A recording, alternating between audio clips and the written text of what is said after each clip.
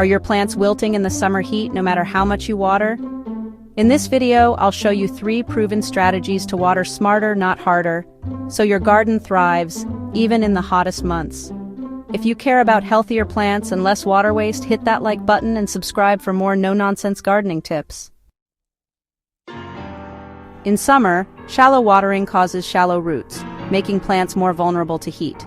Instead, aim for deep watering once or twice a week. Use a soaker hose or slow drip system to deliver water 6 to 8 inches into the soil. Morning is the best time, between 5 a.m. and 9 a.m., to reduce evaporation and fungal risk. Test depth with a stick or trowel. Moist soil should go down at least a hand's length. This technique is backed by university extension programs like UC Davis and Cornell, which show deeper watering builds drought-resistant roots.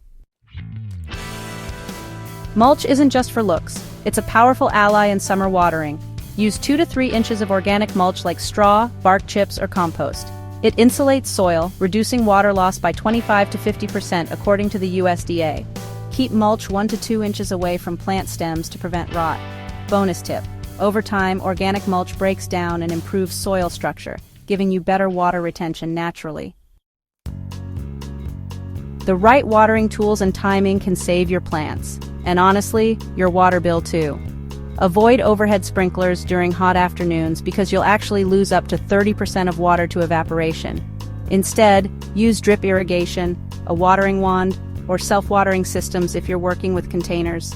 For those really extreme heat days, consider using a temporary shade cloth during the hottest part of the day, which is usually noon to 4 p.m., and always water before the sun gets intense. Early morning is ideal. Watering in the evening might sound convenient, but it can actually invite mildew and slugs.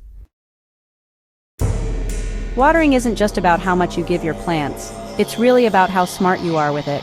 Use these tips and just watch your summer garden stay lush and productive.